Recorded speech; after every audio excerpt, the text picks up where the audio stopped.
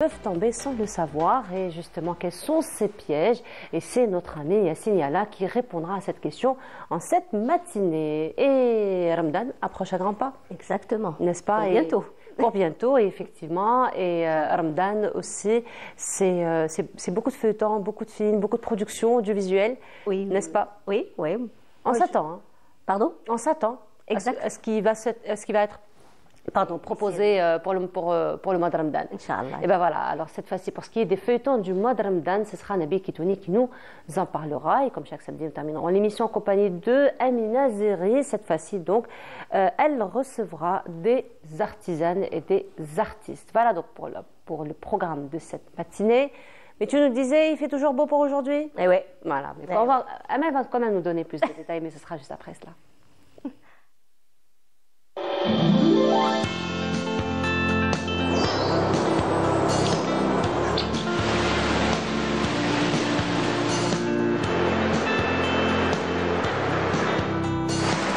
موبيليس تقدم لكم الأحوال الجوية.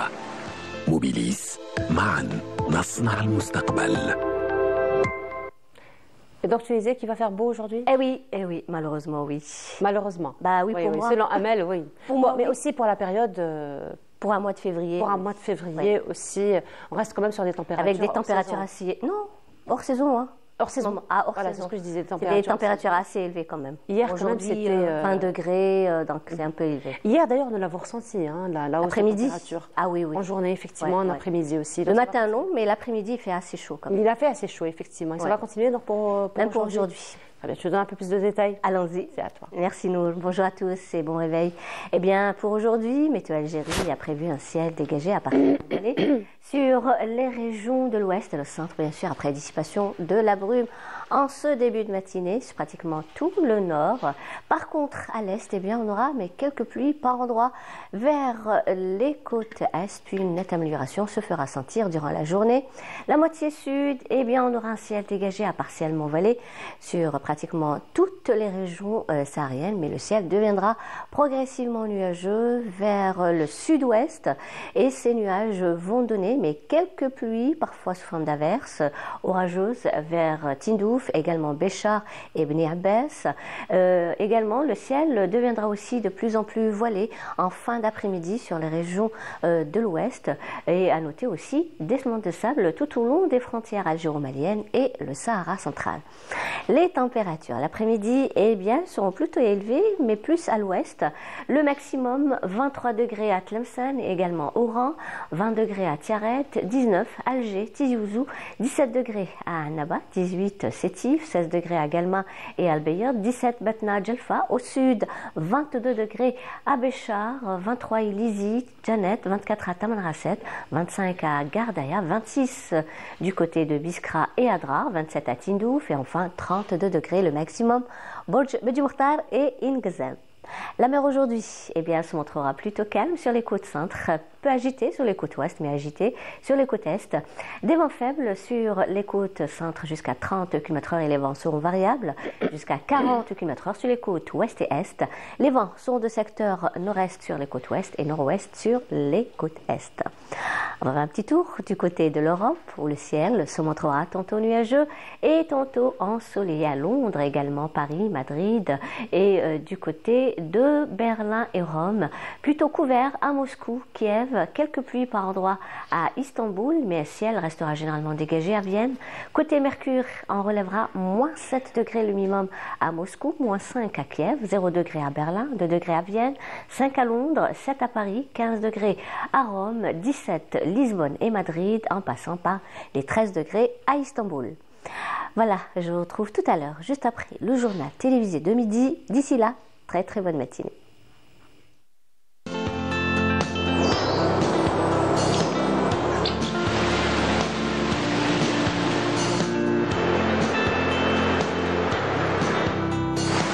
موبيليس قدمت لكم الأحوال الجوية. موبيليس، معا نصنع المستقبل. Et on reste sur des températures hors saison pour aujourd'hui, Amel. Pour un mois de février, effectivement. Oui, malheureusement. Mais il faut faire attention par rapport surtout au choix de ces tenues vestimentaires, exactement. effectivement. Il ne faut pas enlever. Surtout c'est pas. à déconseiller. Franchement, Surtout pas, donc même s'il fait chaud, il ne faut jamais enlever. Voilà. On peut revenir donc à des températures plus basses. Exactement. À tout moment. À tout Donc, moment. il ne faut pas enlever trop de vêtements non plus. C'est parfait. En tout cas, merci beaucoup Amel pour tous ces détails. On te retrouve tout à l'heure après le journal télévisé du midi, Inch'Allah. après celui de 19h. Et Demain, à partir de Inch'Allah. 8h. Merci beaucoup Amel. Allez, moi à qui tout à vous l'heure. On continue. Ça va être pause musicale cette fois-ci en compagnie de Moksayim qui nous interprète une très très belle chanson dédiée à toutes nos mamans. Donc, Rabbi yahfad les mamans, donc celles qui sont toujours en vie, Rabbi yarham celles qui nous ont quittés, et puis Rabbi yjib shfa, hein, pour celles qui sont encore un petit peu malades. Voilà, donc Moksayim nous interprète Imma, on se retrouve juste après.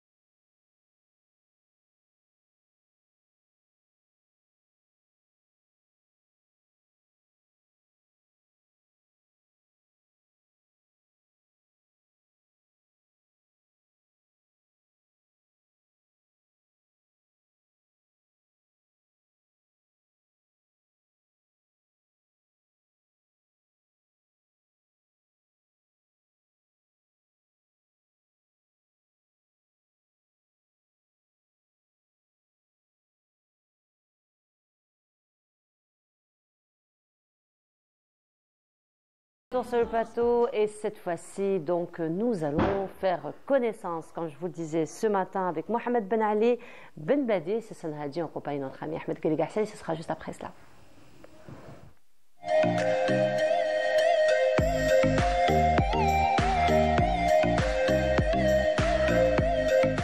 Bonjour Ahmed. Bonjour Nour, صباح الخير عليكم, نهاركم مبروك. Ibarak fik, Allah yislamik. Comment ça va? Ça va, alhamdoulilah. Alhamdulillah. Alors aujourd'hui, on va aller du côté du 6e siècle de l'Égypte environ. Environ 6e, 7e siècle de l'Égypte. On n'a pas beaucoup d'informations, mais on va se situer. Exactement, à peu près, parce qu'on est devant un personnage, donc il appartient c'est un Sanhadji, il appartient à la famille d'Ibn Badis. Tout le monde connaît Abdelhamid Ibn Badis, mais peut-être que très peu connaissent que c'est une famille, l'une des plus anciennes du Maghreb central, peut-être du Maghreb dans l'absolu. Donc ils ont c'était une famille de princes, de gouverneurs. Ils ont eu à gouverner la Tunisie. Donc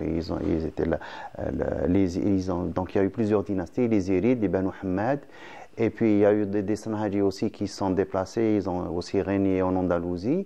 Et apparemment, la personnalité d'aujourd'hui, c'est le descendant de l'un des gouverneurs, du dernier gouverneur de Grenade de la famille d'Ibn Badis, avant l'arrivée des Almoravides. Donc Abdullah Sanhadji, le dernier, Ibn Badis Sanhadji, le dernier, donc qui a été exilé. Et il a lui-même aussi, donc ce qui est intéressant, c'est que de temps en temps, il y a des princes savants, des princes qui écrivent, qui laissent des auteurs, quoi. Donc, et justement, le Abdallah, le dernier roi de Grenade avant l'arrivée des Almoravides, il a laissé des mémoires. Donc, non moins que cela, à l'époque, au 5e siècle de l'Hégire, il est décédé à peu près 500 et quelques, ou peut-être 400 et quelques, donc début du 6e, fin du 5e siècle de l'Hégire.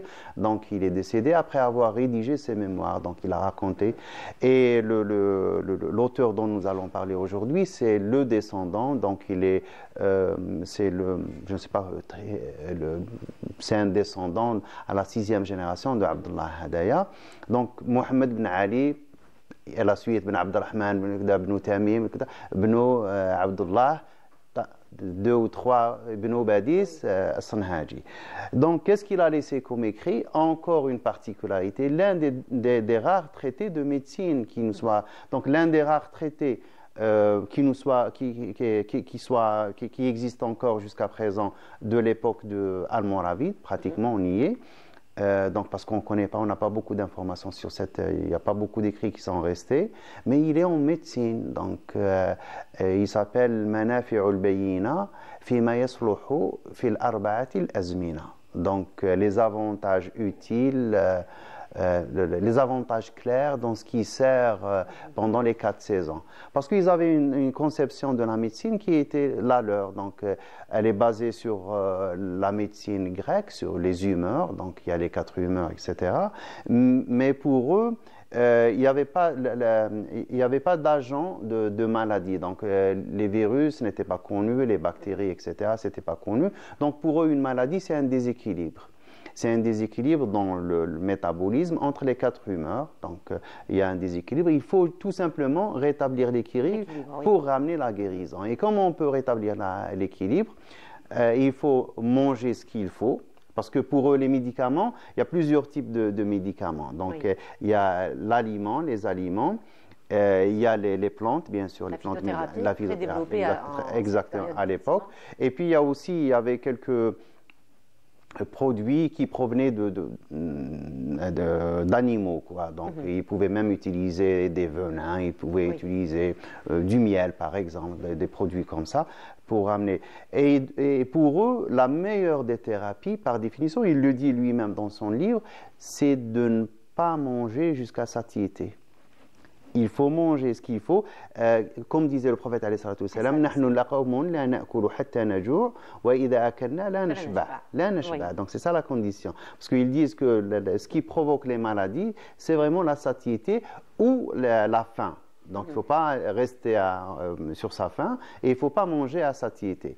Et puis, donc, dans son livre, donc, il le dit, donc, il l'a divisé en 8 chapitres. Donc, notre réalisateur qui nous dit un bel adage, al-ma'iddatu Baytudda. Ça, c'est un hadith attribué au prophète, alayhi salatu wassalam. Et Cheikh Mohamed bin Youssef Sanoussi de Tlemcen a écrit un livre sur al-Ma'idda Baytudda. C'est ça le titre.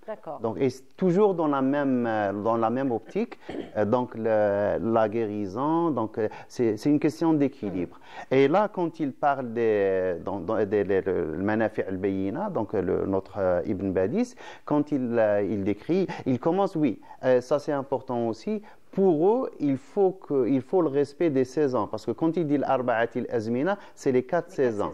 Donc pendant les 4 saisons, il y a des choses qu'il faut faire, il y a des choses qu'on peut faire, il y a des choses qu'on ne doit pas faire. Donc il le dit, par exemple, l'été, il faut éviter d'aller au bain mort. Donc il ne faut pas aller au hammam, parce qu'il est très chaud, donc l'été c'est chaud, donc ça peut aussi provoquer un déséquilibre. En hiver, il ne faut pas boire des boissons froides. Des boissons fraîches, pardon. Donc c'est tout ce type de traitement. Et il divise son travail sur 8 chapitres. Donc après le premier chapitre sur les 4 saisons, il parle, c'est quoi les 4 saisons, les mois, etc.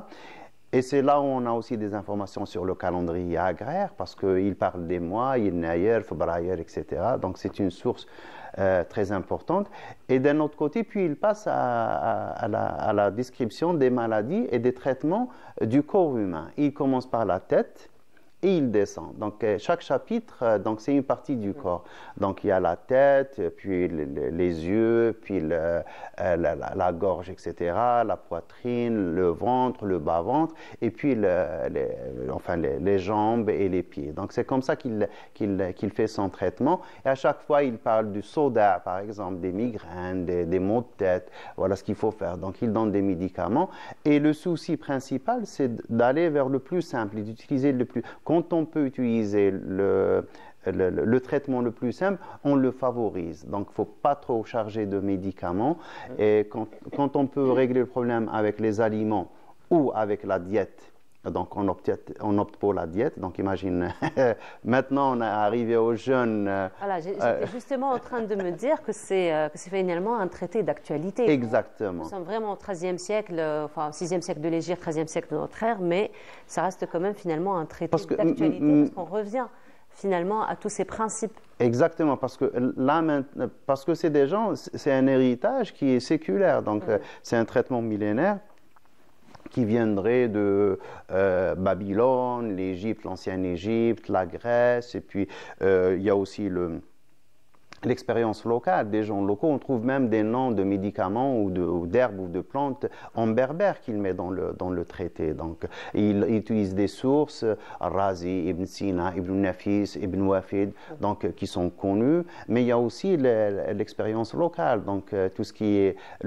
c'est des traitements des fois empiriques, c'est des pratiques millénaires donc, que les gens ont hérité. Et lui, il ne fait que mettre ça noir sur blanc. Donc, et il le dit, donc, ce qu'il a réuni dans ce traité, c'est des choses, c'est des méthodes, de très bonnes méthodes qu'il a utilisées, qu'il a trouvées éparpillées dans les traités. Et il le dit que j'ai essayé de réunir dans ce traité pour donner l'essence, donc le fruit de toutes ces expériences. Oui. Donc c'est ça l'intérêt. Et on en trouve des copies. Je ne sais pas si on a pu voir. Alors nous allons voir. Voilà. Justement. Ça c'est une copie. Voilà, ça c'est une copie, je pense, de la Bibliothèque nationale de Tunisie. Donc, il y a plusieurs copies. Il y a à Alger une copie, il y a 3 ou 4 copies à la Bibliothèque nationale de Tunis. Il y a aussi dans le Mektaba al-Dahiriya en Syrie. Il y a d'autres copies, je pense, en Égypte. Il y a dans le Royaume-Uni, donc il y a une copie. Il y a plusieurs copies. Ça veut dire que c'est un traité qui a été utilisé, donc que les copistes sont intéressés. Qui a voyagé aussi. Qui a voyagé aussi, donc il est parti pratiquement. Et des fois, on trouve des copies partielles, donc que par exemple, les gens qui font les catalogues n'arrivent pas à identifier. Donc ce n'est que par la suite, quand les gens s'intéressent au document lui-même, au traité, qu'ils vont essayer d'identifier et ils trouvent comme ça des copies par-ci, par-là. Et c'est ça un peu, donc on est devant quand même, donc on a vu le dernier traité qui était pratiquement unique la dernière fois, El Mou'iz. Non, la politique c'était un zirid, c'était Abu Hamou Moussa. Avant lui c'était le qalam, c'était le qalam, voilà. Oui, sur la calligraphie. Exactement, la production du manuscrit. Donc là, voilà. Ça c'est une copie de la Bibliothèque nationale de France. Dommage, donc, quand ils ont scanné, donc ils ont scanné des photocopies, n'ont pas scanné les documents d'origine. Donc on n'a pas une bonne qualité. Exactement. Bon, mais elle est lisible quand même. Donc, mais quand même, cette partie de la civilisation islamique, elle n'est pas très étudiée. Donc, on connaît par exemple le nom d'Ibn Sina ou Ibn Rushd, c'est des noms qui sont très connus, qui sont célèbres, mais est-ce qu'on a vraiment mesuré le rapport? Est-ce qu'on sait ce qu'ils ont apporté? Est-ce qu'on sait dans l'analyse forte? Donc, on n'y est pas encore, je crois. Donc, par exemple, là, c'est une copie manuscrite du traité qui est dans... Enfin, c'est des copies, bien sûr, encore une fois. Je remercie tous nos amis des réseaux sociaux qui mettent à notre disposition. Donc, ça nous donne un peu un aperçu sur la civilisation islamique, ses contributions et la partie méconnu de l'espace islamique qui est l'Afrique du Nord et sa contribution dans l'universel, dans la science universelle, dans tout ce qui a apporté à la civilisation humaine. Donc voilà, c'est... Mais sinon, le personnage, lui, Ben Badis, on ne connaît pas grand-chose de lui, si on ne connaît rien. Si ce n'est le nom. Le nom. Donc, j'ai beau chercher, on trouve. Même, il dit que dans l'introduction qu'il offre ce travail à son cousin, qui apparemment était gouverneur ou prince, ou même. Donc, il le nomme Al-Hassan ibn Yahya al-Sanhaji, il l'écrit comme ça. Mais on ne le trouve pas. Donc, c'est qui ce Hassan ibn Yahya? Est-ce que c'est un ziride c'était la partie orientale, donc la Tunisie et l'est de l'Algérie? Ou est-ce qu'il appartient, c'est un des Ben Muhammad? Donc, on ne sait pas. Donc, pratiquement, il nous laisse comme ça sur notre soif. Sur notre faim, effectivement. Exactement. Mais bon, le document est là. Je pense qu'en fouillant un peu plus, on pourra bien trouver. Et par la suite, on pourra même voir si ce traité a été copié ou s'il y a des gens qui l'ont utilisé par la suite. C'est comme ça qu'on sait qu'on apprend des choses sur l'auteur lui-même. Si c'est un document que nous étions en train de... Exactement, c'est une autre copie manuscrite. C'est toujours le même traité. C'est des copies il y en a plusieurs, il y a une dizaine, je crois. Donc, j'ai eu entre les mains, donc, oui. dans l'écran, sur l'écran, toujours c'est la même chose. C'est une autre copie, donc c'est la fin. Et là, encore une fois, pour montrer un peu comment il signe à la fin du document. Donc, c'est toujours des formes comme ça. Donc, il arrive à la fin. À la fin, donc c'est un dua. Donc, et puis à la fin, c'est amin, toujours le dernier mot. Oui. Donc, et ça, c'est comme ça qu'on sait que c'est la fin d'un document. Parce que des fois, les manuscrits, on trouve c'est des majmoua. Majmoua, c'est un ensemble de documents. Donc, c'est des traités l'un après l'autre. Un recueil. Un recueil, exactement. Et donc, ça nous permet d'identifier la fin du document, donc qui nous intéresse, du traité ou du livre. Donc, on a le début, à la fin, on a toujours ce signe. Oh, là, ça veut dire que c'est terminé, donc c'est pas la peine d'aller voir un peu plus loin. Donc, ça permet de distinguer. À chaque fois, ils mettent c'est une façon de faire, c'est la production du manuscrit, qui avait ses propres techniques, qui avait ses propres façons, et une méthode très propre à eux. Donc, effectivement, mais sinon, le contenu, on voit que c'est un contenu qui reste toujours d'actualité. Exactement. N'est-ce pas? Donc, ce sont vraiment des pratiques auxquelles la médecine aujourd'hui est vraiment en train de revenir. Donc, on a l'estomac, on a le... Aujourd'hui, on parle de troisième médecine, d'ailleurs, qui, justement, revient à tous ces belles pratiques ancestrales. Mais c'est ça un peu, comme dirait... donc, c'est pas la troisième, c'est la première. C'est la première, voilà. J'aime bien quand on appelle ça le tib al-badil, mais c'est pas tib al-badil, c'est le tib d'origine. C'est le tib al-asil. C'est le tib al-asil, exactement. Et puis là, maintenant, on voit les inconvénients d'utiliser des molécules chimiques. Donc, la chimie, parce que quand tu isoles l'élément qui est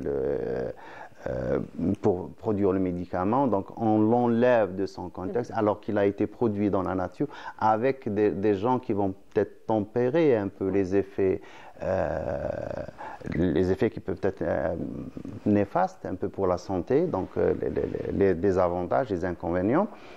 Donc, quand on prend le fruit, on prend le légume, ou là on prend l'aliment, donc tel qu'il est, donc il est au complet, donc avec tous ces éléments.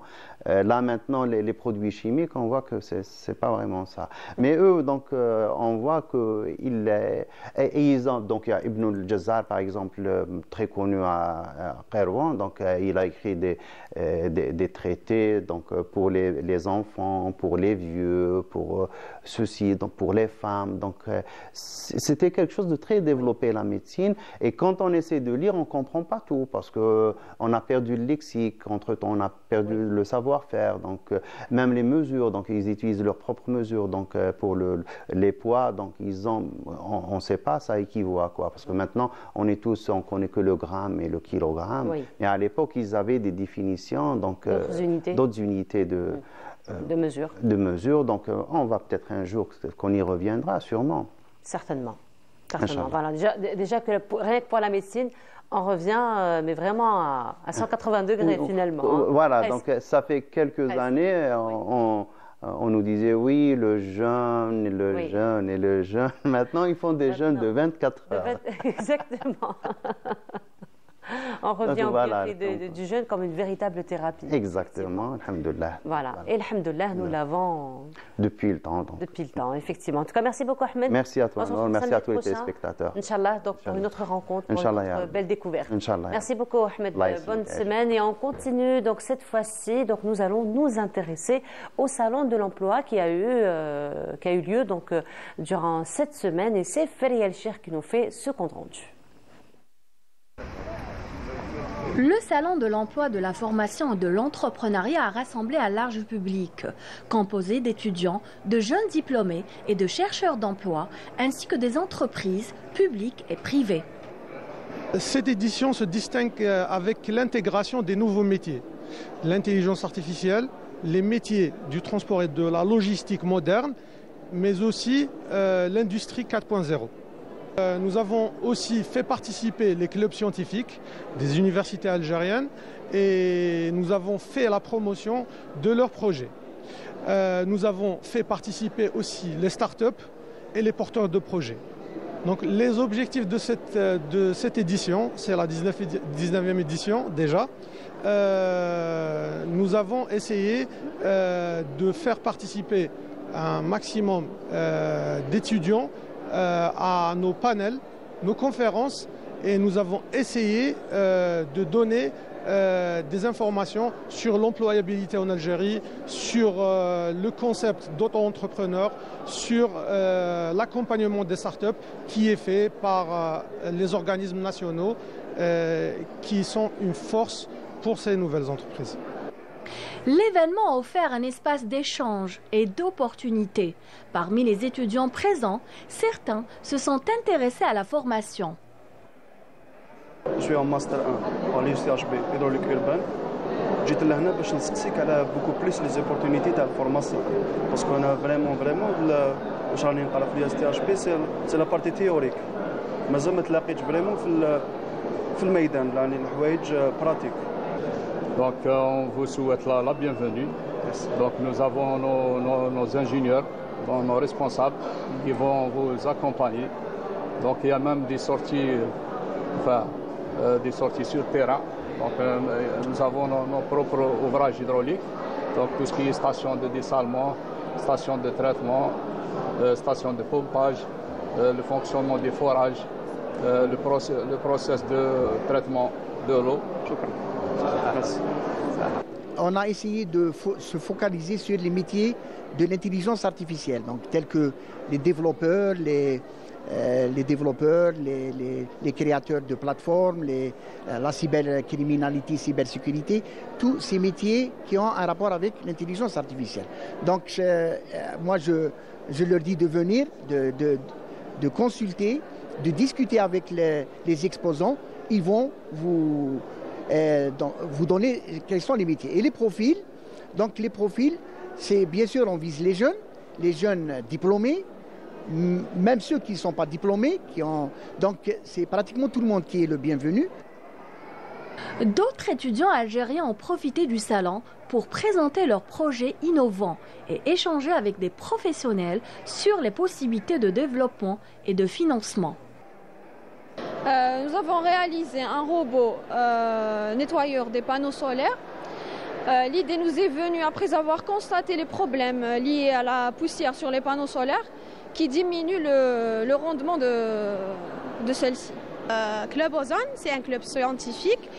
Leur but, c'est vulgariser la chimie. Donc, au Shindero, on fait la réalisation et développement de projets. On a toujours un problème. L'indéolo la résolution تاعو. Donc chaque fois نشوفوا زعما un problème de pollution ou là احنا نسيو نديرو des recherches et développement pour réaliser un projet. C'est une bonne initiative pour les jeunes étudiants de leur offrir des postes d'emploi et des chances et des opportunités pour atteindre leurs objectifs. Le salon s'est ainsi affirmé comme un espace clé pour favoriser l'accès à l'emploi. Encourager l'entrepreneuriat et accompagner les talents vers un avenir professionnel promoteur en intégrant les enjeux de la transformation numérique et technologique. Et voilà, c'est donc le salon de l'emploi. C'est Fali El-Cher qui s'est intéressé à ce sujet. Le salon de l'emploi sont des étudiants, des jeunes qui partent justement à la recherche d'emploi. Ils déposent leur CV, ils passent par des entretiens d'embauche et pourtant, les recruteurs ne disent pas tout dans ces entretiens. Alors, qu'est-ce qu'ils disent? Qu'est-ce qu'ils nous cachent? Qu'est-ce qu'ils ne nous disent pas? Eh bien, c'est Yassine Alla qui va répondre à ces questions, mais ce sera juste après cela.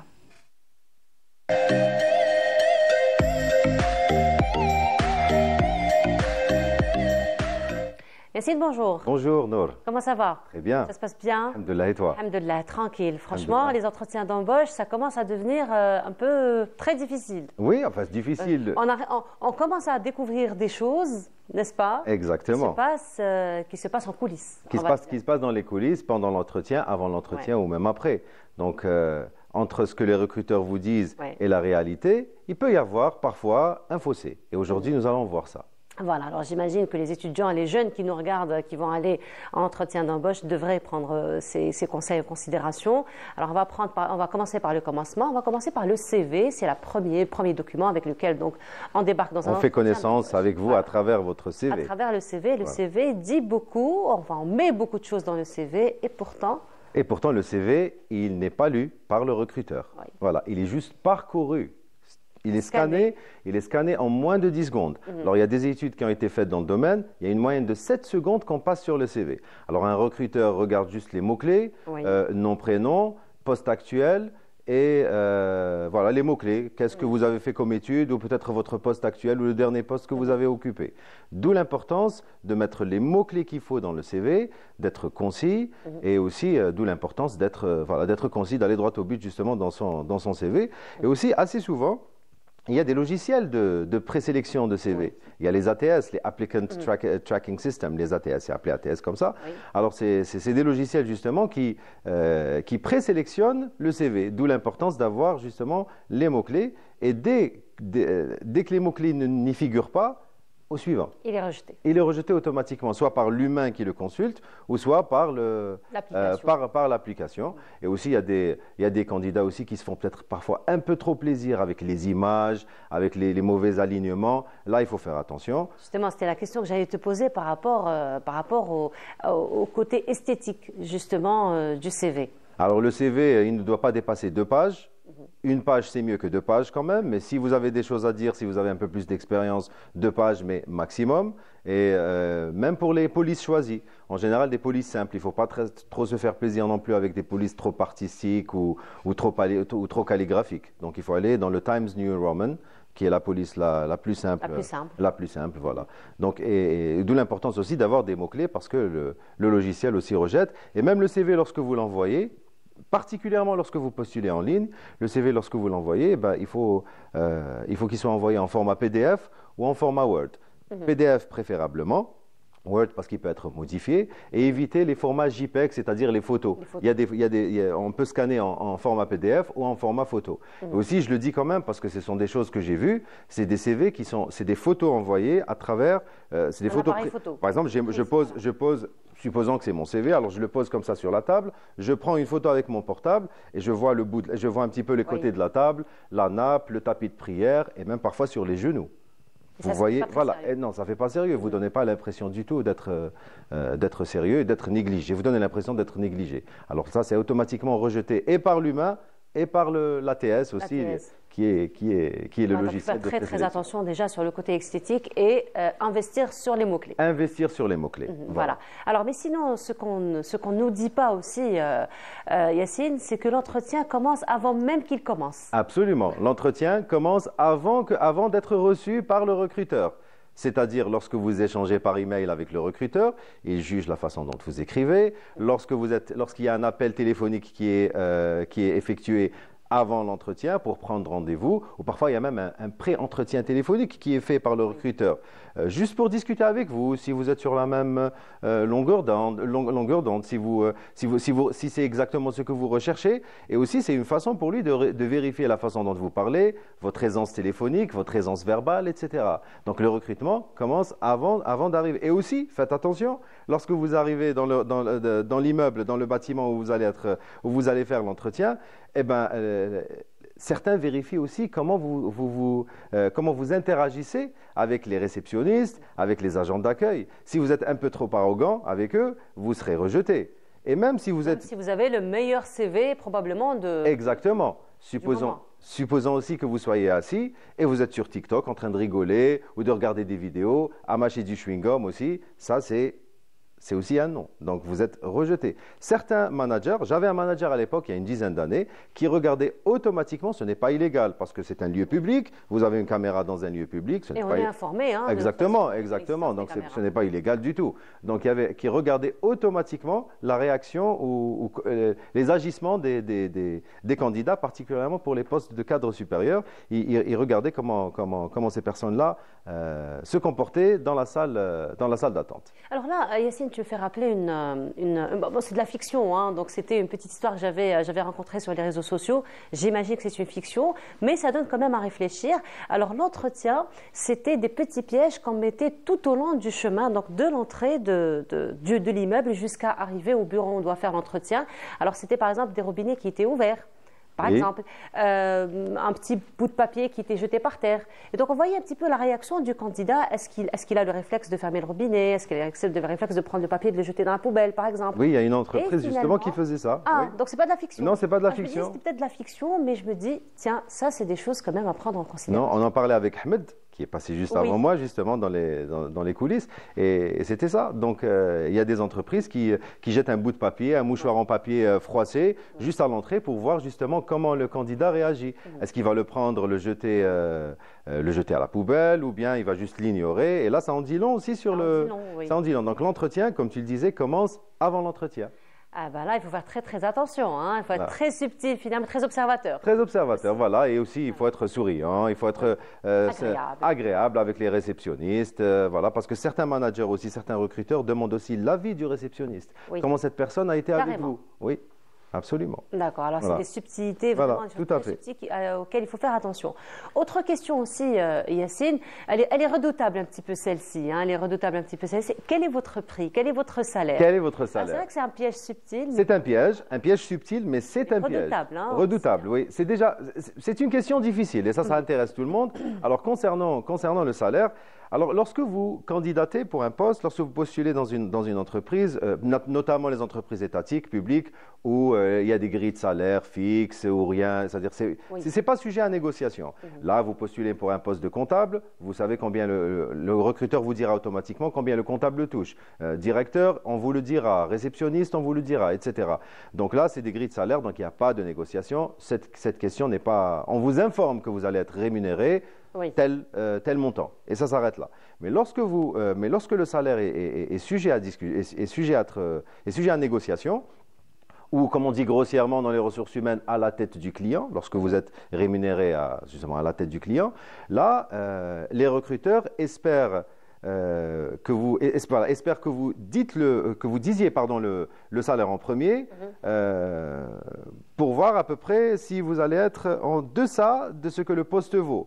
Alors là, il faut faire attention parce que si vous annoncez un chiffre et ça vaut moins que ce que le poste vaut, vous allez être pris et vous allez être payé moins. Oui. Si c'est plus, si vous demandez plus, vous allez être éliminé automatiquement. Alors l'astuce, c'est juste de poser la question lorsqu'il n'y a pas de grille salariale. Lorsqu'il y a une grille salariale, le recruteur vous le dira. Oui. Mais lorsqu'il n'y a pas de grille salariale à la tête du client, alors vous pouvez dire quel est le budget prévu pour ce poste. Là, c'est une question qu'on pose. Et là, vous pouvez voir un petit peu l'hésitation ou la non-hésitation du recruteur. Et aussi, on peut faire ses recherches auparavant. On peut faire ses recherches sur le marché du travail, sur combien touche. Alors, si vous cherchez, peut-être que vous allez trouver quelqu'un qui travaille dans cette entreprise que vous connaissez, ou bien dans une entreprise concurrente ou d'une entreprise dans le même secteur. Si on travaille un peu plus, c'est-à-dire si on fait ses recherches, on peut trouver plus ou moins une fourchette. Voilà. Alors, est-ce que, par exemple, surtout lorsqu'on a une idée du marché du travail, on a une idée un petit peu des salaires et on va essayer de donner un salaire moindre, est-ce que ce n'est pas une arme à double tranchant aussi où la personne peut être éliminée parce qu'elle se dévalorise quelque part? Pas nécessairement. Pas nécessairement. Ça dépend du Très bien. recruteur. D'accord. Ça dépend du recruteur, mais ce n'est pas une science exacte. Ce n'est pas toujours le cas. Voilà, ce n'est pas toujours le cas. Voilà, donc le plus intéressant, c'est carrément de poser la De question. poser la question. Quel est le budget? Quel est le budget prévu pour ce poste? Vous pouvez dire aussi, là, vous pouvez dire qu'actuellement, ou lors de mon ancien emploi, c'est-à-dire si vous ne travaillez pas, voilà, lors de mon ancien, j'étais à tel niveau de rémunération, donc j'aimerais peut-être avoir la même chose, voire plus. Voilà. D'accord. Voilà, comme ça, on évitera le piège. Exactement. Alors, autre chose aussi, Yacine, à la fin de l'entretien, généralement, c'est « Merci beaucoup, on vous rappellera ». On vous rappellera. Le fameux « on vous rappellera ». On vous rappellera. Ou pas. Ou pas. Ou pas, voilà. Alors, le fameux on vous rappelle. Alors, certaines entreprises ne rappellent pas, certains recruteurs ne rappellent jamais les candidats parce qu'ils veulent éviter, parce qu'ils préfèrent éviter un conflit ou de heurter les candidats, etc. Donc, en général, les processus de recrutement prennent entre 1 à 3 semaines. C'est-à-dire, ça, c'est la norme, hein, dans 1 à 3 semaines. Certains process sont un peu plus longs, ça peut aller jusqu'à 45 jours, notamment pour les postes de grande responsabilité. Mais là, vous pouvez attendre. Alors, à la fin de l'entretien, vous pouvez poser la question sur la suite du process. Quand est-ce que j'entendrai parler de vous? Quelle est la suite du process? Là, un recruteur vous dira que vous entendrez parler de moi dans 5, 6 jours, 10 jours, 20 jours, etc. Après les 20 jours, si vous n'avez pas de retour, pas au bout du 21e jour, mais 22, 23e Faire jour. preuve d'une petite patience. Voilà, d'une petite patience. Là, on peut relancer poliment par appel téléphonique ou par mail pour connaître la suite du processus. Et parfois, ce n'est pas la faute du recruteur. Parfois, les recrutements, il y a eu une annonce et ce recrutement a été gelé pour X raisons. Et on n'ose pas le dire au candidat pour ne pas donner mauvaise impression, une mauvaise impression de l'entreprise. Parfois, le recruteur a fait son travail, mais il soumet les candidatures ou les personnes retenues au manager ou au décideur. Et celui-ci peut prendre beaucoup trop de temps pour décider. Donc, ce n'est pas toujours de la faute du recruteur. Mais on peut relancer poliment après les délais justement annoncés, par mail ou par appel téléphonique. Alors, autre chose aussi, Yacine, est-il vrai que parfois, on lance comme ça un appel de recrutement, mais le poste n'existe pas? Tout à fait, tout à fait. Ça faisait partie aussi des points dont j'allais discuter avec toi. Donc ça, parfois le poste n'était qu'une illusion dès le départ. Alors il y a on appelle ça en anglais le ghost job, qui est l'emploi fantôme. Traduction de l'anglais, l'emploi fantôme. Parfois, le poste n'existe pas du tout. On lance une offre, juste peut-être pour avoir un certain nombre de CV, pour agrandir, si tu veux, sa CV Tech, pour avoir sa base de données bien étoffée, si on veut, le jour où on voudra recruter.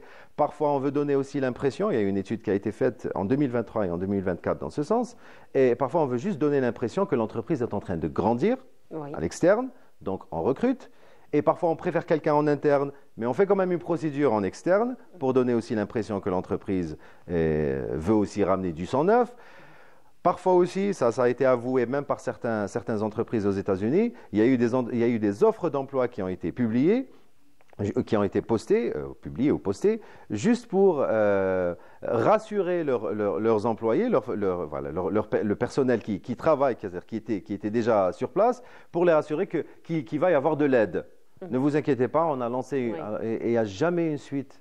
Il n'y a jamais une suite dans ce sens. Et parfois, vous faites un entretien justement, il y a un ghost job, il y a un emploi fantôme, et vous êtes convié à un entretien. Là, on peut poser la question, et on peut poser la question au recruteur. Si vous avez le flair, vous pouvez dire, est-ce qu'il s'agit d'un remplacement? Est-ce qu'il s'agit d'une création? Ou est-ce qu'il s'agit justement ou bien peut-être pour étoffer l'équipe lorsqu'il y a un surcroît de travail? Là, si vous voyez que le recruteur hésite un peu trop, vous pouvez comprendre ou déduire que peut-être il s'agit d'un ghost job, d'un emploi fantôme. Là, il faut vraiment être très perspicace. Voilà, ce n'est qu'une illusion. Et parfois, vous voyez ce même poste, vous avez candidaté, vous avez fait un super entretien, on vous a remercié, et vous voyez la même offre postée quelques jours ou quelques semaines plus tard. Vous vous dites, mais alors j'ai fait l'entretien, je n'ai pas reçu de retour, ni positif ni négatif, et l'offre est aussi publiée à nouveau. Là, vous pouvez déduire aussi qu'il s'agit d'un ghost job, qu'il s'agit d'un emploi fantôme et que c'était qu'une illusion dès le départ. Voilà. On apprend des choses. On apprend des choses, quand même. absolument. Yassine, il y a une autre question aussi. Pour ceux qui ont déjà eu un emploi auparavant, donc pas pour ceux qui cherchent pour la première fois un emploi, est-ce qu'on devrait redouter notre ancien employeur? Oui et non. Si votre ancien employeur est du genre à casser du sucre sur votre dos, là, il faut faire attention. Il ne faut donner que les noms. Alors, parfois, on donne un CV et vous dites que vous mettez justement les entreprises dans lesquelles vous avez travaillé et vous dites que le recruteur peut très bien appeler la personne que vous avez mis en référence, c'est-à-dire celui qui va vous recommander, ou bien l'employeur peut appeler, peut contacter par téléphone ou par email les entreprises à travers lesquelles vous êtes passé, par lesquelles vous êtes passé. Et là, on peut très bien donner une opinion négative de vous. Un seul mot déplacé et votre candidature sera complètement rejetée. Alors là, vous ne pouvez pas faire grand-chose, sauf peut-être donner des références, des personnes, des références qui ne peuvent dire que du bien de vous. Voilà, tout simplement. Quand même, hein. Oui.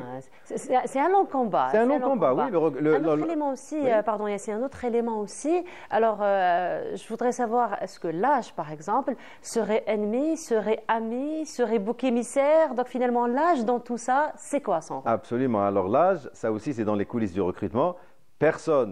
Aucun recruteur ne te dira en face, on cherche quelqu'un de 30 ans, pas de 45 ans. Oui. Personne ne te le dira en face. Mais ce qui se passe en coulisses, c'est vrai qu'on peut recruter qui on veut. Il n'y a rien qui l'interdit. Oui. Mais certaines entreprises ou certains recruteurs préfèrent une tranche d'âge plus qu'une autre.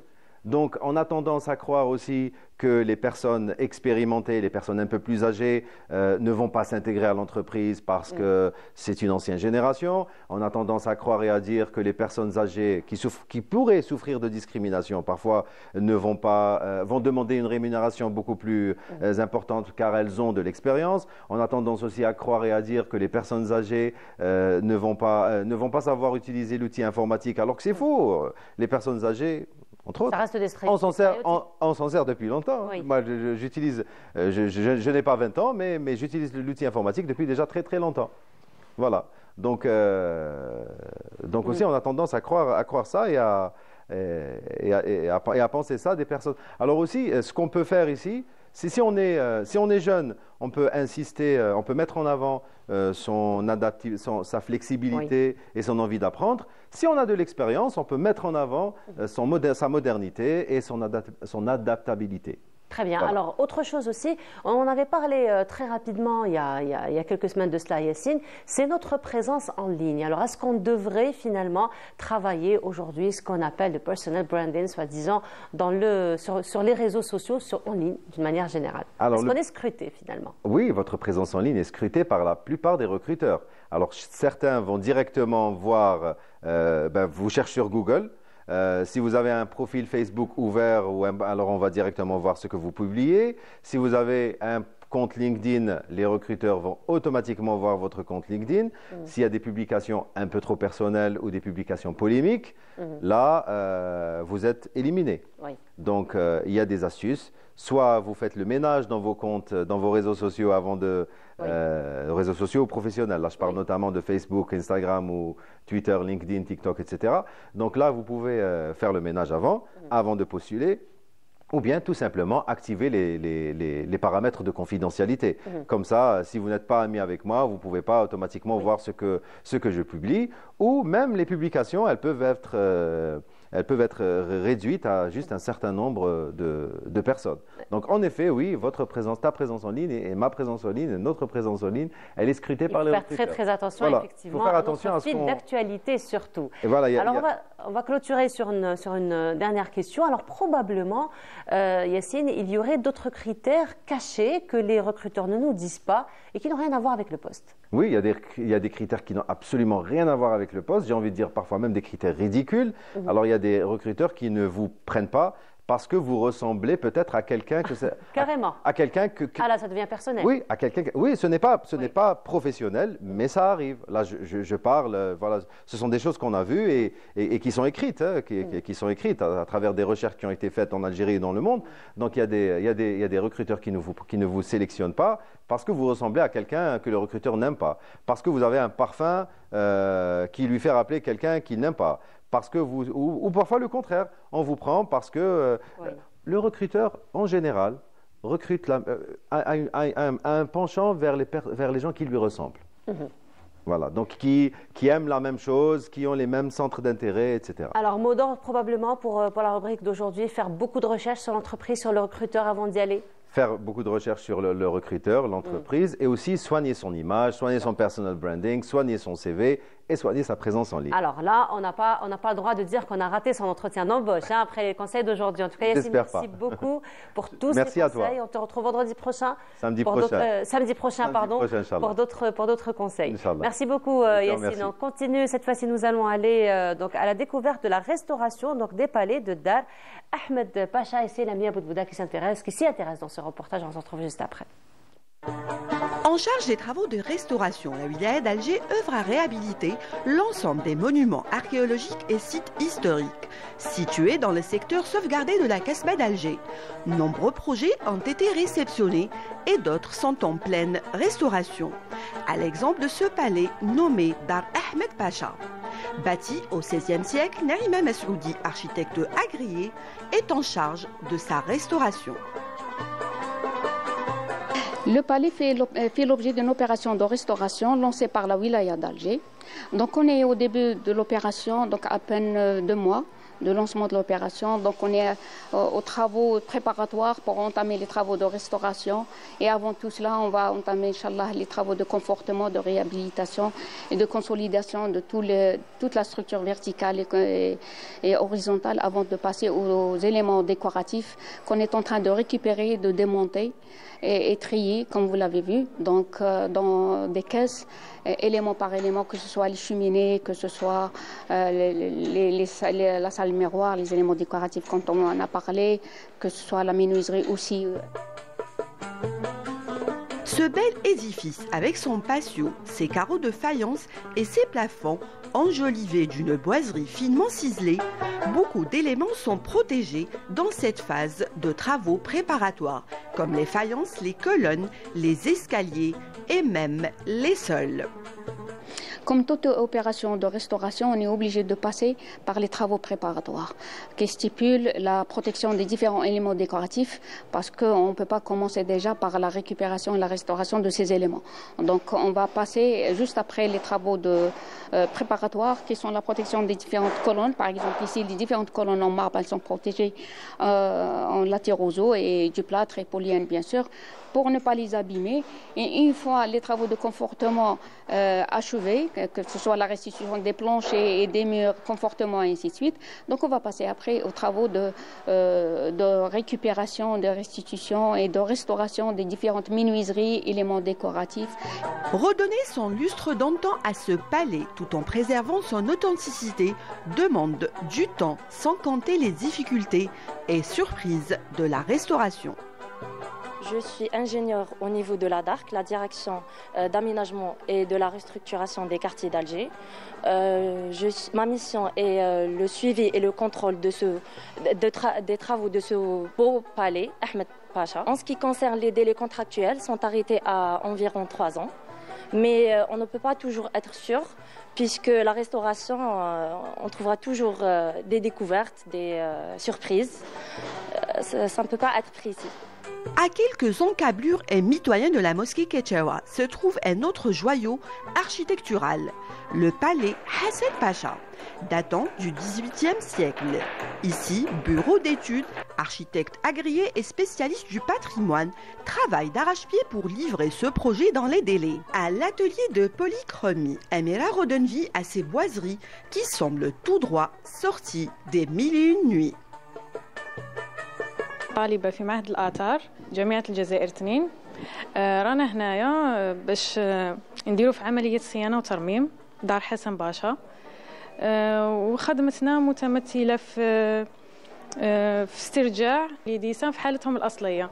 Pour les faïences, Mohamed Houssine Bey y travaille avec une équipe. Il nous explique les procédés et techniques utilisés. Premièrement, نصوروا نديروا دي فوتو. Deuxièmement, نديروا دي تيكيت تاع لو مور والاسباس اللي راه فيه. ونيتيليزيو لو بلان تاعنا هذا لي كاي هذا تاع لا فايونس. ومن بعد ابري من نكتبوا عندنا ان كاي سبيسيال نكتبوا فيه لينا حنايا باش الحبه تاع الفايونس كونوا نعرفوها ديري. ابري نحو الحبه تاع الفايونس من الحيط اللي راهم فراجيل اللي عندهم سيباراسيون بين لو مورتي والمور وكاين حبات بين المورتي والحبات تاعنا تاع لا فايونس. Quant aux peintures murales exceptionnelles ornant ce palais, mérite un traitement expert dont a la charge Aïda Menouer. Je suis conservateur-restaurateur de peinture murale et de peinture de chevalet. J'ai un doctorat en technologie pour la culture en Italie. J'ai l'honneur de pouvoir être aujourd'hui en Algérie pour pouvoir intervenir et à préserver en fait les peintures murales qui ornent le palais de Dar Hassan Pacha en Basse-Caspa. C'est une aventure, c'est un défi assez impressionnant. J'invite tous les gens à se renseigner sur ce palais qui a dévoilé vraiment beaucoup de secrets. C'est une grande responsabilité en effet, donc on vit dans un stress continu en réalité depuis plus d'une année. On est conscient de l'importance de ce patrimoine, de l'importance de le transmettre de la manière la plus parfaite et intègre, on va dire.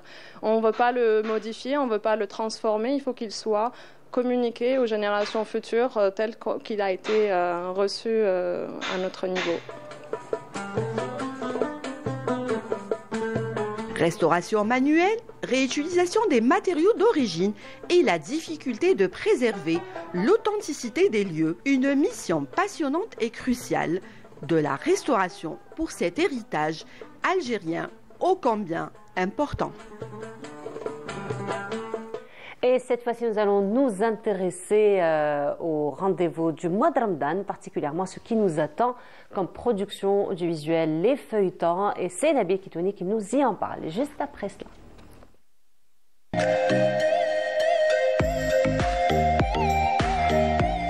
Bonjour Nabil. Bonjour. Comment ça va? Ça va très bien. C'est un sourire Non, je rigolais parce que... d'accord. Parce que parler de Ramadan, feuilleton, oui. Et tout à l'heure, moi je me permets de te tutoyer. Oui, bien sûr. Ouais. Et tout à l'heure, tu avais bloqué sur la restauration d'un palais, tu pensais que c'était de la bouffe, quoi. Oui, alors c'est vrai que je disais restauration des palais, je me suis dit restauration, qu'est-ce qu'elle a fait la Mia Boudbouda? Est-ce qu'elle a fait une recherche sur les plats? Ça sent, hein, c'est le Ramadan qui approche. Voilà. Comme le dit si bien Dida, notre ami, aujourd'hui, j'ai pas le réseau. Là, il ne s'agit pas de... Oui. Voilà. Il ne s'agit pas de bourrec, des trucs, mais de feuilletons. Mais de feuilletons, qui accompagnent, hein, parce que voilà. Tu sais, il y a des gens quand même, le mois de Ramadan, qui prennent tout leur temps à table et qui arrivent donc au feuilleton, donc ils peuvent... Ouais, les feuilletons, les séries, je veux dire les séries, feuilletons, sitcoms, exact. Bah, c'est le mois du Ramadan, c'est le mois où... la production par excellence. La production, voilà, c'est centré, je veux dire, la production audiovisuelle à travers les feuilletons, les séries et autres programmes aussi, hein, programmes cuisine et tout ce qui s'ensuit, pendant le mois sacré du Ramadan. Et cette fois-ci, nous avons au menu, pour rester dans, dans ce vocabulaire, nous avons au menu une série qui s'appelle El Firak, une série où vous avez de grands noms du cinéma, pour ne pas dire aussi du petit écran. Khaled Ben Issa, Haïfa Rahim, Zahra Harkat, Adila Ben Dimred, voilà, une série qui est drama avec, bien sûr, l'appellation que les Algériens adorent, qu'on retrouve chaque année maintenant, ça fait partie, je dirais, de la table, c'est le drama, voilà, on appelle ça le drama, bien sûr, avec tout ce que peut concentrer. Je suis en train de regarder l'affiche, juste voilà, Haïfa Rahim et... Ils ont déjà joué ensemble dans une série, je veux dire, dans un feuilleton. Il y a de cela 3 ans, voilà, toujours. Et voilà. Et L'IM, voilà. L'IM, exactement. L'IM avec Nasreddin Djoudi, Khaled Ben Issa et bien d'autres. Voilà. Et pour revenir un petit peu sur la série elle-même, tous ces acteurs-là. Et c'est l'histoire, en fait, c'est l'histoire d'un couple où l'un la femme veut partir, veut offrir un avenir, entre guillemets, meilleur à sa fille à l'étranger. Le père n'est pas d'accord. On retrouve un petit peu des indices d'un film. Ça m'a fait rappeler Les Bienheureux de Sofia Jama un petit peu. Et voilà, et le père n'est pas d'accord parce que son père est malade. Je ne rentre pas dedans, voilà, pour pas spoiler. Pour ne pas spoiler, effectivement, mais juste voilà, pour ça avoir un tourne avant-goût. autour de ça, l'amour, le sacrifice, les termes un petit peu, voilà, le refus, voilà. Bon, d'où le nom Al-Fialaq. Bon, on ne va pas spoiler un petit peu la série. Et avec les acteurs c'est-à-dire de cette ampleur, c'est-à-dire d'une telle, on peut s'attendre à une interprétation, je dirais, majeure, entre guillemets, de ces acteurs-là. Khaled Ben Aissa, qu'on a pu voir, en fait, une année riche pour lui, hein, c'est-à-dire une année prolifique. Il y a eu le film Ben Mehdi, il y a eu le film aussi Little Barbès, avec le chanteur Fianso, Sofiane, et avec notamment Adila Bendimalad aussi. Et voilà, Les Tempêtes aussi, un autre film. Il y a trois longs métrages quand même à son actif pendant cette année-là. Et là, on le retrouve. Année intéressante, oui. Une année intéressante pour un acteur. Et voilà, on le retrouve à travers cette série qui est produite par la télévision algérienne, c'est-à-dire qu'on va retrouver sur l'écran, voilà, Zahra Harkat qui joue aussi, qui fait un retour entre guillemets fracassant à travers les séries. Personne qui a travaillé en tant que journaliste aussi. Exactement, ici pendant quelques temps, voilà. c'était notre collègue. Voilà, oui. L'année dernière, on a pu la voir à travers une série. Et là, on la revoit dans cette série, dans ce feuilleton. J'espère qu'il sera... Bien sûr que les attentes seront... Voilà, on commence déjà à voir les lancements. C'est quand même... c'est curieux. Ça donne quand même envie de regarder l'histoire, de suivre l'histoire. Même moi, si je suis pas, c'est pas pour la série ou le feuilleton, c'est pour ça que... En fait, sérieusement, c'est que moi, quelque part, je suis contre le fait que tout soit centré uniquement pendant le mois du Ramadan. Pourquoi pas cette série ou ce feuilleton, voir, je dirais, la thématique à travers la thématique qui est abordée. Pourquoi pas pendant toute l'année, toute l'année, voilà. Ça, c'est un débat, effectivement. Voilà, on revient toujours, il y a beaucoup de feuilletons. Pourquoi pas pendant l'année qu'il y ait d'autres feuilletons, des séries, je ne sais pas, parce qu'il y a une attente aussi pendant l'année, c'est-à-dire où tout soit concentré uniquement pendant le mois du Ramadan. Même les acteurs, même les producteurs, je ne dis pas les producteurs, les réalisateurs, acteurs surtout, ils se plaignent un petit peu de cela, que tout soit concentré pendant ce mois. Et d'ailleurs, vous avez des acteurs qui sont sur 2-3 séries en même temps. Hein, vous allez voir sur d'autres chaînes, et tout, pour ne pas les nommer. Oui. Voilà. Et il y a beaucoup qui se plaignent pourquoi il n'y a pas de travail et tout ça. Alors que bon, moi j'ai toujours dit que tourner, être acteur, c'est pas une action sociale. C'est-à-dire, c'est le réalisateur qui choisit, voilà. Le producteur aussi. Il y a eu le grand débat à un moment donné par rapport au pourquoi il y a des influenceurs, pas d'acteurs et tout ça, mais ça c'est un grand débat. Bon, si l'influenceur, je dirais, offre, une interprétation qui est à la hauteur, donc voilà, ça c'est un grand débat. C'est une vocation. Ça c'est une vocation. Après ça c'est une histoire, ça c'est le producteur, ça c'est parce qu'on vit à l'ère de l'internet et tout. Le producteur à travers bien sûr les annonceurs. Il y a aussi les annonceurs qui, quelque part, on ne le dit pas, voilà, parce que vous avez les termes des coulisses, qui veulent voir telle personne pour cette série. Le producteur est obligé de suivre, parce que cette personne a des millions de vues, et tout ça, on va penser pendant le mois de Ramadan, parce que vous avez des produits à travers les annonceurs qui suivent cet influenceur. Bon, donc il y a des fois... Je ne sais pas si on peut dire ce terme-là, mais voilà. Je pense que ça nécessiterait probablement un débat beaucoup plus... Pas un débat, de faire, voilà, c'est ce qu'on voit. Vous allez voir, même dans la CLFLA, vous allez voir dans plusieurs séries, sur d'autres chaînes, où vous avez des personnes issues je dirais, entre guillemets, des réseaux sociaux, à avoir un rôle important dans une série et tout, et qui parfois, ça joue, ils sont à la hauteur. Après, c'est aux téléspectateurs, je dirais. Voilà, c'est le téléspectateur après. Après, on va voir à la fin, bien sûr, quel est le succès de la série, on va revoir tout ça.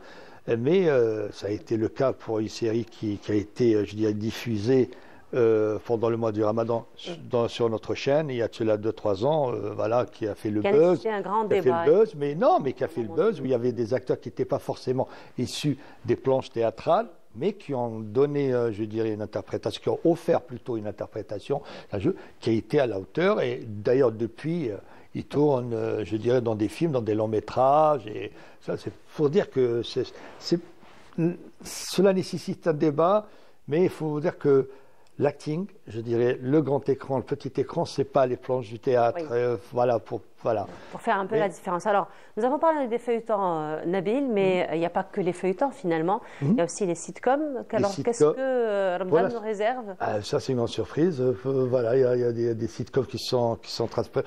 Mais je n'ai pas, je dirais, l'affiche technique de chaque feuilleton ou des sitcoms. Bon, quand on dit sitcoms, généralement, voilà, ce sont on va parler des fiches techniques. Non, voilà. Il y a des sitcoms qui vont apparaître, bien sûr, des sitcoms liés plutôt au genre comédie, comme on connaît ce que la sitcom offre. Généralement, c'est un lieu, un endroit où, c'est comme à l'image de Jimmy Family, tout ce qui s'ensuit et tout ça. Mais personnellement, moi, je suis un peu déçu des sitcoms, un petit peu des comédies, parce qu'on est plus dans...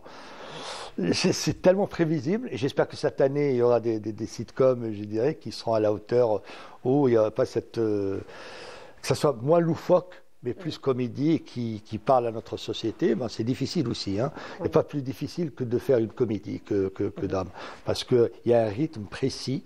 Il y a un rythme précis. Il y a une chute aussi qui est le dénouement, je dirais, pour arriver au fameux rire. Mais tout ça, c'est une étude, c'est une comédie, c'est une interprétation. C'est plus difficile. Et vous parlerez aux comédiens, c'est très difficile de faire une comédie. Et voilà. Moi, je suis resté dans le Ferrer parce que c'est actuellement le genre, je dirais... le plus attendu aussi. Privilégié par les téléspectateurs. C'est le drama, c'est un peu partout, hein, dans toutes les chaînes, pas seulement les chaînes publiques, mais aussi sur les chaînes. Et après, privées. les feuilletons du mois de Ramadan, Nabil, il faut le dire, hein, c'est vraiment le moment fédérateur de la famille. Hein. C'est le moment fédérateur de la famille. Et en plus, il y a des rediffs. C'est-à-dire, si on rate, parce que vous savez bien, pendant le mois du Ramadan, certains sont pressés de sortir de la table pour aller jouer la prière. Il y a les parties de domino, il y a le café, il y a les amis, il y a les fameux sortir en famille et tout ça.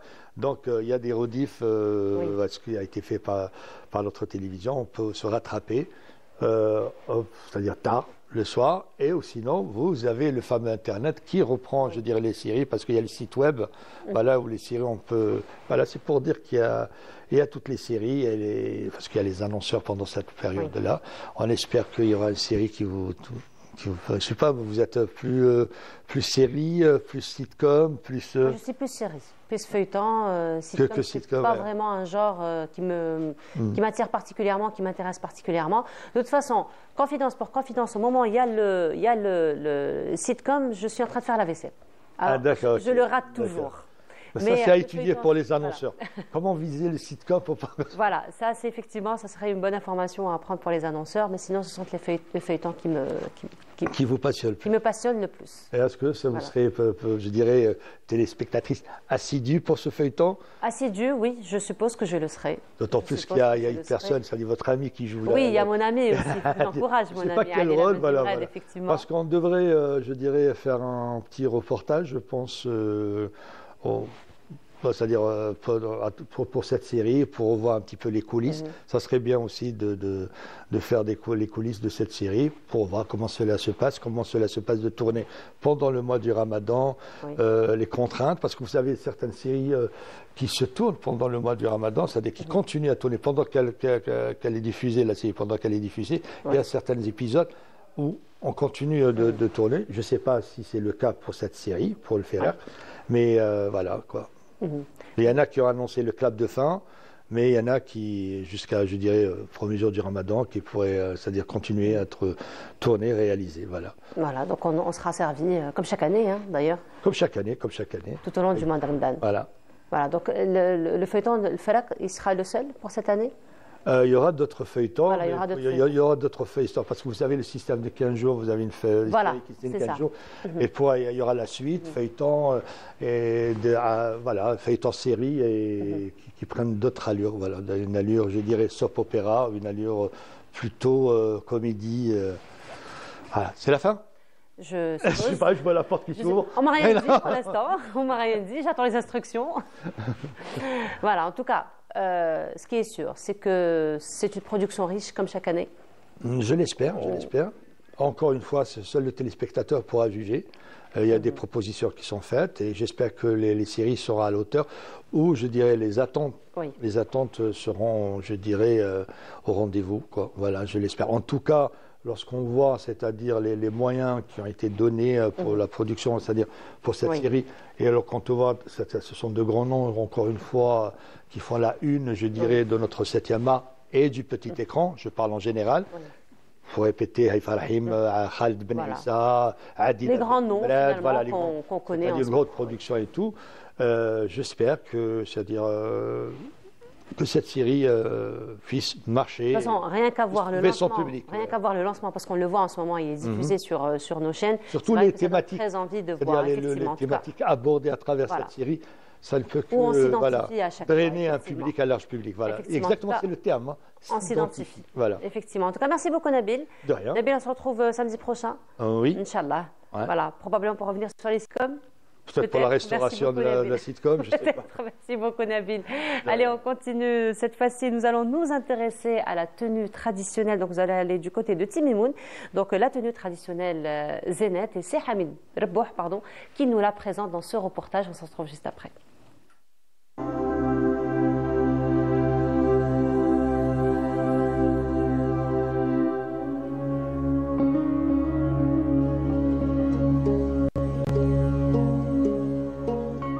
À 1200 km d'Alger, Timimoun est une ville connue pour ses merveilles naturelles.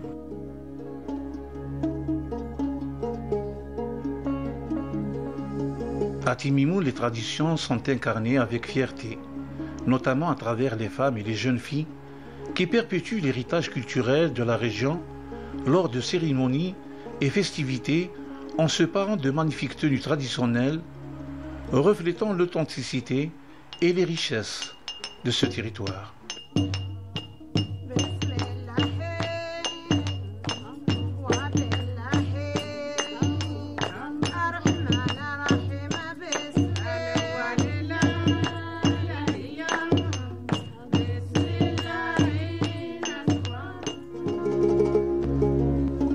C'est ici que j'ai rencontré Fatima, une zénette fière de ses traditions et de son savoir-faire. Fatima préfère ne pas être filmée, mais elle accepte de nous parler des tenues zénettes. Elle nous a même invités à visiter un vieux rsar de la région. Accompagnée de ces deux filles habillées en tenue zénette et rsorienne, la route vers le rsar était un défi. Sur place, une impression indescriptible te prend, tant l'endroit est magnifique. Le spectacle est incroyable. Un vieux rsar en ruine, perchu sur la colline surplombant la Palmeraie. Le rsar et la Palmeraie forment l'essence même du processus de formation de l'espace de l'habitant xorien. Pour nous protéger du soleil, nous nous enfonçons dans la Palmeraie, entourés de ces arbres majestueux.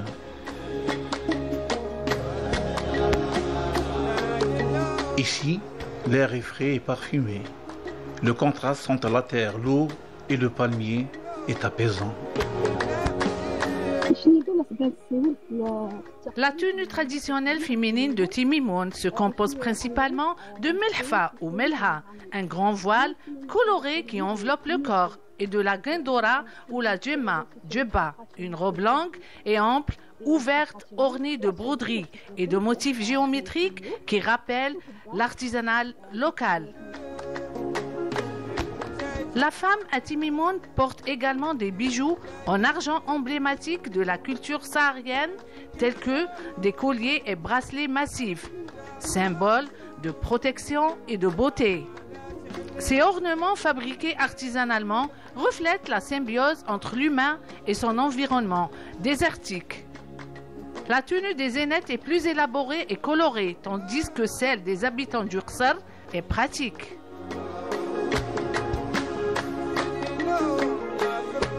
La tenue traditionnelle zénette n'est pas seulement un vêtement, mais une véritable représentation de l'identité du désert algérien.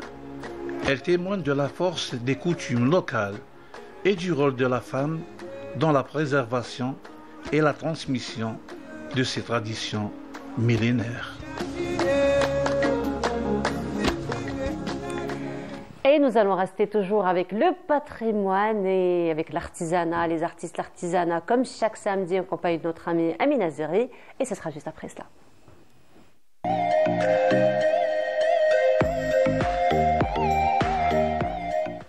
Amina, bonjour. Bonjour, ça va Amina؟ لاباس؟ الحمد لله. باش يجبلتكم بخير يسقسي عليك الخير وانتي وشراكي مع الصحة. Elle adore le dialecte تاعنا. Il est beau, il est beau. Ça va? Ça va, Eh ben, je salue tout le monde, toute l'équipe de Canal et tous nos téléspectateurs. Et je suis très contente de te retrouver comme d'hab dans le Houda. J'adore te rencontrer le samedi matin. Et Aïchek, je ne suis pas venue seule, je suis venue avec ces belles femmes, Allah. Elles font un travail extraordinaire, toujours dans le cadre de la préservation et la promotion de notre patrimoine culturel. Il s'agit de l'Ayadi Dahabia, les mains d'or. Donc, Madame Boudissa Nassera, elle est présente partout, masha'Allah. Aujourd'hui, on sent qu'elle est présente, elle donne un coup de main aux femmes qui sont là, qui activent dans le domaine de la promotion du patrimoine culturel. Donc, elle est là pour nous parler aussi d'un événement très, très important à l'occasion du mois de Ramadan. Marhaba bik, Nassera. Et Aïchek, Nassera, c'est une amie d'enfance, donc je la tutoie. On a travaillé ensemble à Radio El-Bahja.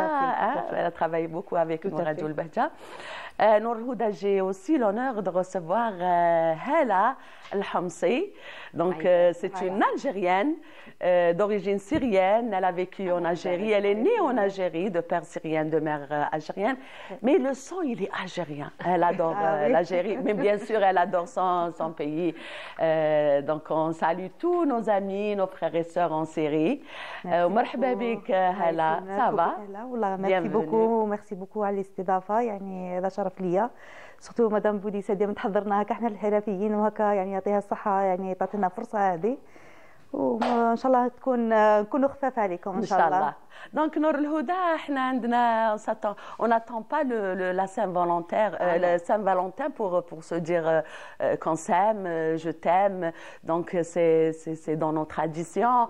C'est dans notre culture. On n'a qu'à aller voir la poésie algérienne, la chanson algérienne, ça chante beaucoup. Exactement.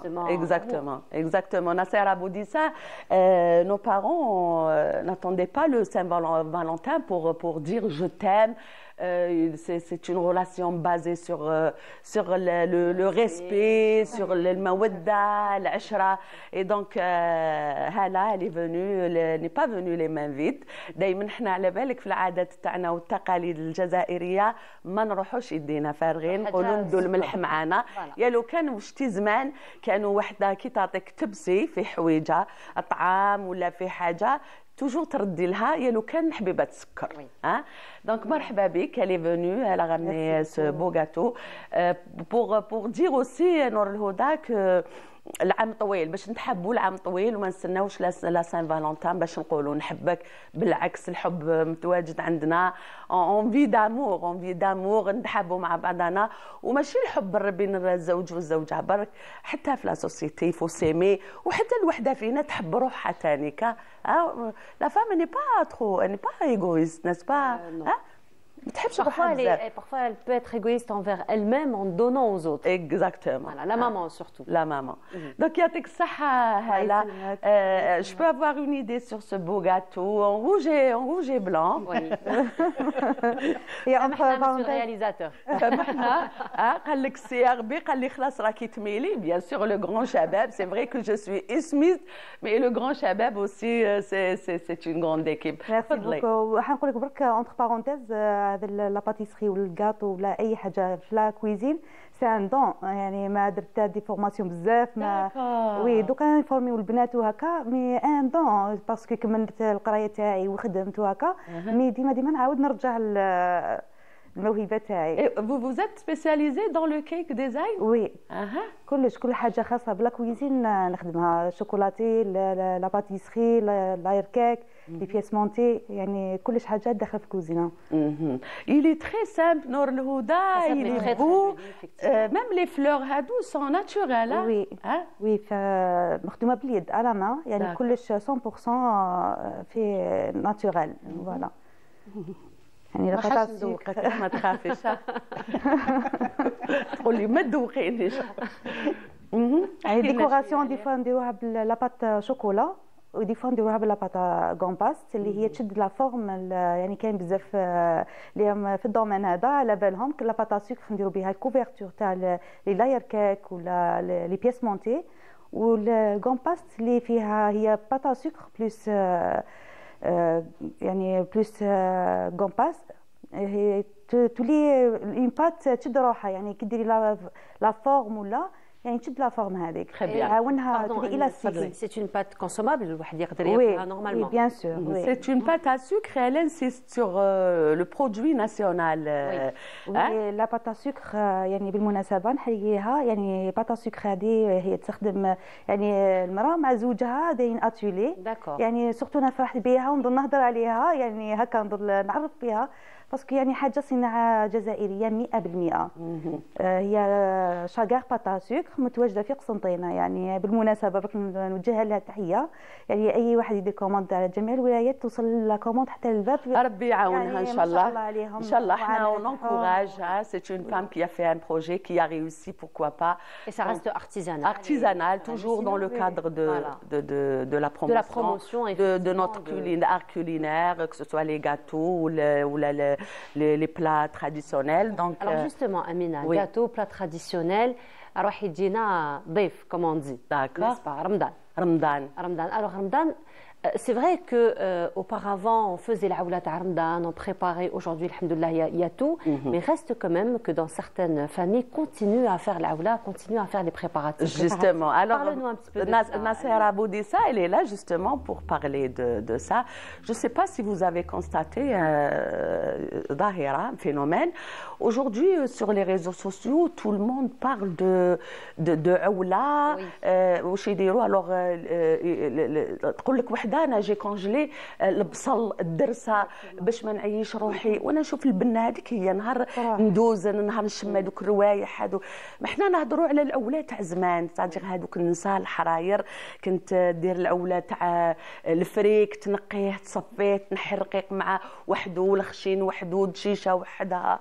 الناس اللي يخدموا المقطفه ناصيره ناس با اكزاكتومون. شوفي احنا بون par occasion je remercie tout le monde. Je remercie l'invitation.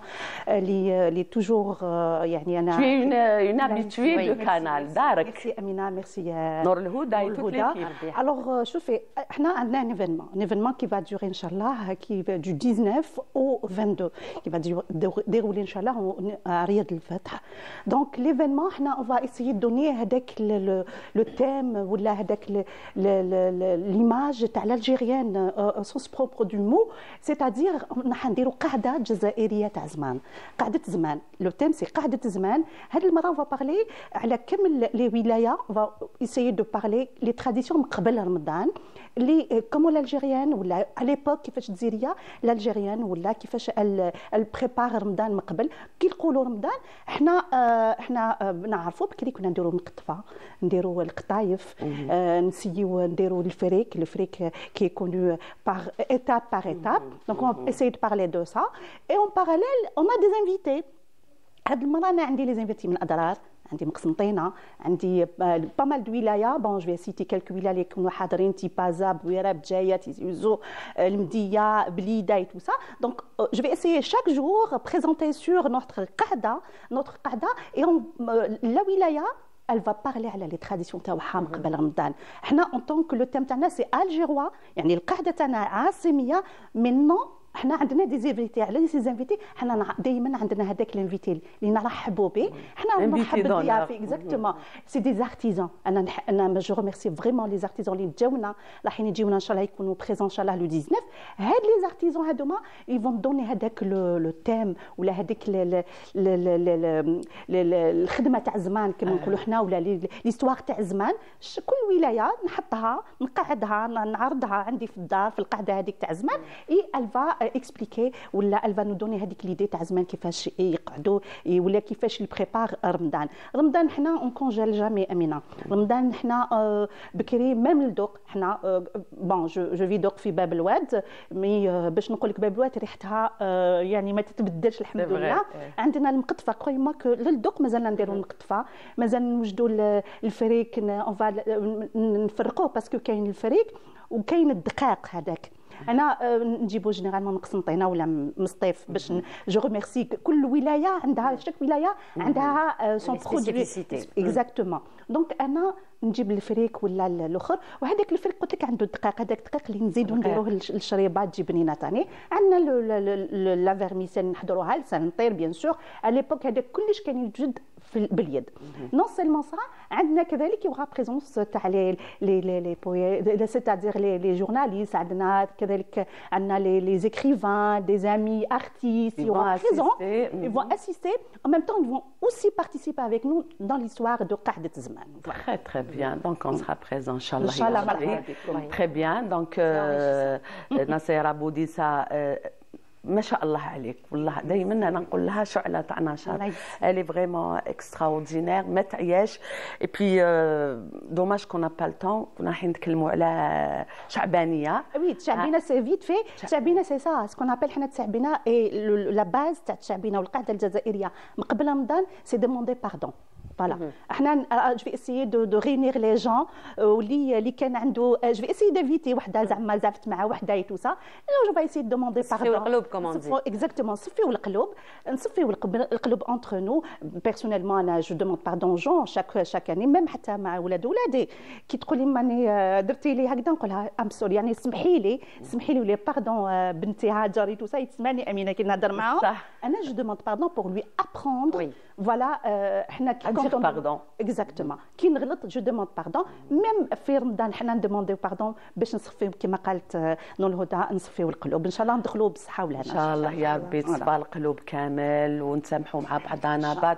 سي فري كو كاين شي ناس يقول لك نو جو بو با امبوسيبل اسيي كومون شوفي اللي طلب صباح عنده هذيك راحه النفس كما نقولوا حنا تحسي روحك مليحه ميم هو غلط في حقك الانسان هذاك لكن كون تو دوموند باردون هذاك الانسان بالك يلفا دير فوالا اون كوز ومن بعد يقول لك نو انا غلط في حقها وهي لا دوموندي باردون دونك سي تري تري امبورطون سي با غراف انتر سور انتر بون حنا ما نحبوش نقولوا انتر لا بيل مير اي لا بيل في نقولوا انتر سور انتر فرير باسكو كي دير انتر سور فهم دوك لا فامي الجيريان بزاف كاين مشاكل على الورث على هادي على هادي نسيو نصفيو القلوب على حاجه صغيره. سي لو موا د رمضان موا دو باردون الشهر تاع التسامح تاع التآخي دونك دير باردون سي اكستراوردينير.